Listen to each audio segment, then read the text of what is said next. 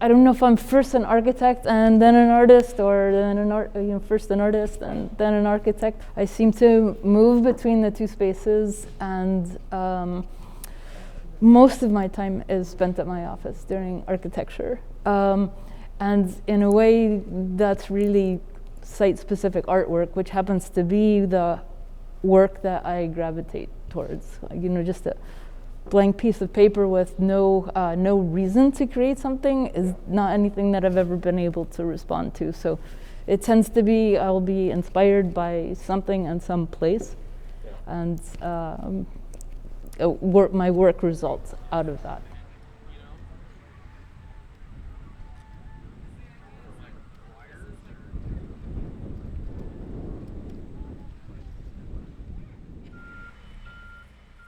First, I will say it has definitely taken on a life of its own. The day that that we installed it, it was, it almost felt like it was already not, not mine. It became very much part of the community. And one of the things that I love best about it is it has inspired so much other artwork by other artists. So not only is it a destination because of its kind of oddity, but it's also something that's inspired a lot of other artwork, from a local draft beer called the Connector, which is Switchback Brewery feeling part of this community and wanting to identify with that, to a local poet wrote a play about, using that as a kind of central piece in the stage, and that really looked at the kind of cultural context of what are the file cabinets about, and how our culture tends to archive everything. So we kind of are creating our own history, to photography, to pen and ink drawings, to I arrived at the airport one day, and there was a commercial piece for a file storage company, and there was like giant poster size. So it's always surprises me in that way, but usually happily. I was quite surprised that it became known as the world's tallest file tower, because that was not my intention to do that. Sometimes I write to Google and I say, well, could you take that information off the map? Because that's really not what the piece is about. It's a monument to bureaucracy.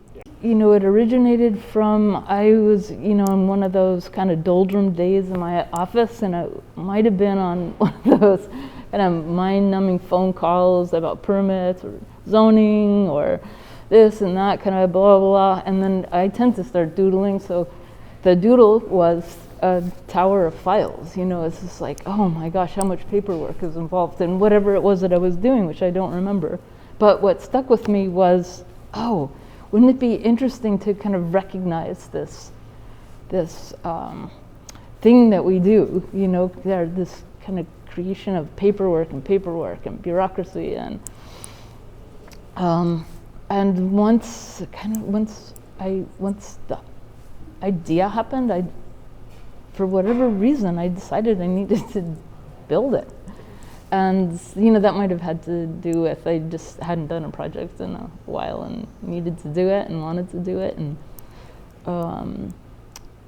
and again, the community was really supportive in terms of getting file cabinets from local people, and Metalworks. Joe at Metalworks let me work over on his loading dock, and it was kind of like going to welding camp for the summer. So I learned to do all this sort of drawing. Well, when I started, I had not intended to do any rendering, but once I realized, what this little kind of welding torch could do, I thought, I'm going to treat it more like an obelisk and create icons on one side. So the east side of the file cabinet has a drawing of the southern connector on it. It has all different icons. Whenever an event happens in this 40-year planning process for the road at the time. So this was in 2002, but the planning had started in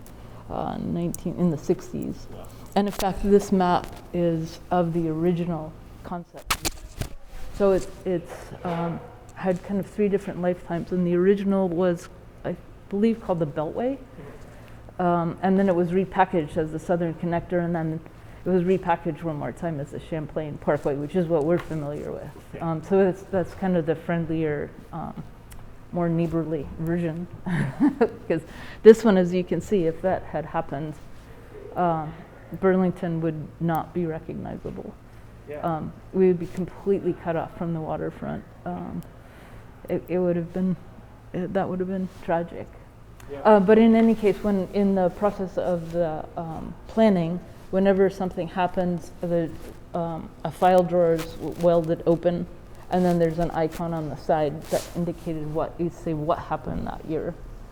So, I mean, one that comes to mind, one of the most bittersweet ones was the removal of the homes in this neighborhood to make way for, I think at the time it would have been the Beltway. Yeah. And they're gone. So that's marked on the tower. And then the other side is a drawing of the structural steel inside, because often people don't realize, oh, there's steel in it. It's like, wow, how come they're standing up? Never had planned to have a kind of a second round of this, and in fact, when the tower was first installed would have been September of 2002 as part of the art hop, the intention was that it was a 30-day temporary piece, just for the duration of the art hop. Some things are just unpredictable. The roadway never got its permits. There was no real, moving it was a real chore. So I was not anxious to move it. And after, I think it was almost 18 or 19 years passed, and it seemed like, well, maybe this year it would come through. And I kind of felt like, well, if I move it, it won't come through. So, I was working on that original piece. I didn't really have an opinion one way or the other about the roadway, but kind of felt like, well, they should just build it and then we'll work with it, and enough discussion already. But I wasn't necessarily in favor of it, really, for any legitimate reason. And what I discovered was that anyone who saw me working on it, which was, it took months, 3 months, they typically felt like I felt the same way they did. They were either vehemently for it or vehemently against it. And I was feeling pretty neutral. And at this point, like so many years later, I really question, I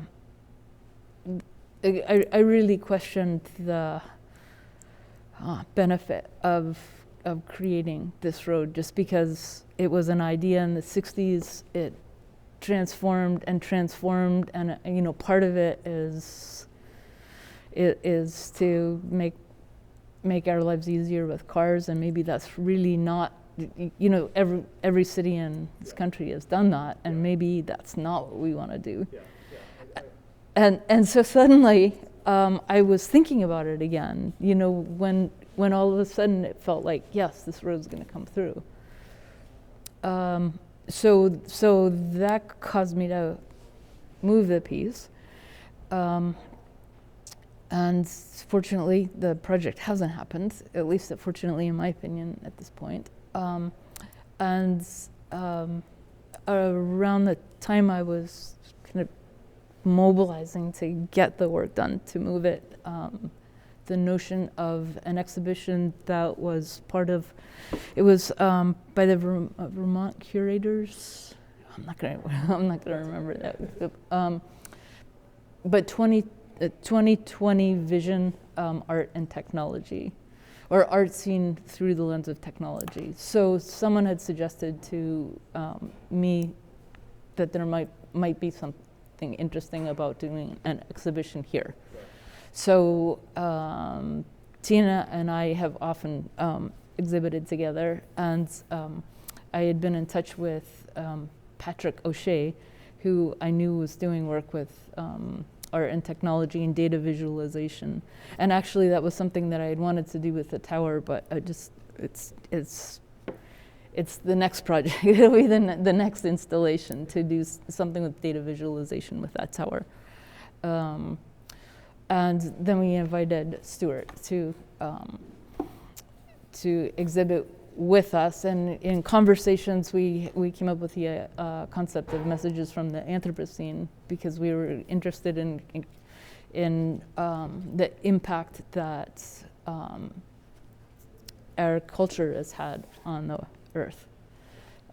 So this really felt like a relevant topic, the idea of running a road through it. Patrick was working with culverts, and Tina was working with COVID, and then Stuart his exhibition seems to blend all of the aspects of it, from a really kind of that primal sense of using drumming as communication and animal skin. His involvement kind of united all three or all four of our projects, and one observation by a local artist, Janet Van Fleet, was that as you move through the space, it's ultimately all digital. There's nothing there but a digital image in Patrick's, and Tina's is very much technology based, where it's interactive, and you need like digital media to experience it. And then mine is kind of a blend of that, because this tower was built, like one sheet of paper at a time, basically. It was a beautiful observation about the exhibition itself, which hadn't been intended, but so many things in art are like that. You put your head down and work, and then all of a sudden it's revealed. I mean, what I think sometimes is, what possessed me to build another tower? So I have to say, I am not quite sure. I'm not sure. But maybe it'll come to me someday why I decided I needed to build a version inside. But I think what it really had to do with the original piece, recognizing the road. So the original piece was located on the center line of the road, and it inspired, as I said, so much other artwork by other artists. And I think for me, what happened is thinking about this exhibition and messages from the Anthropocene, I wanted to create a reference to that. I knew this piece would be inside, so I didn't want to recreate a file tower again, but there seemed to be something very consistent about, well, this is the interior, this is basically the interior of the tower, or an interpretation of that. It created, a really interesting kind of structural functional challenge for me. Again, it was like, oh, how are we going to do the steel? How am I going to organize this to build it? I don't know, maybe there's something something stuck in my DNA that makes me like want to build tall, skinny things. I don't know. Yeah, something in the genes.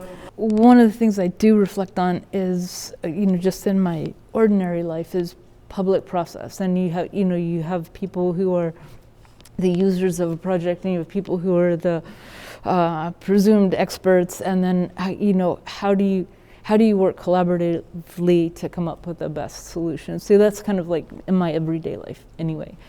And I think part of this exhibition for me was feeling grateful that there was enough public process to prevent a bad project from happening, and then maybe looking for a different outcome.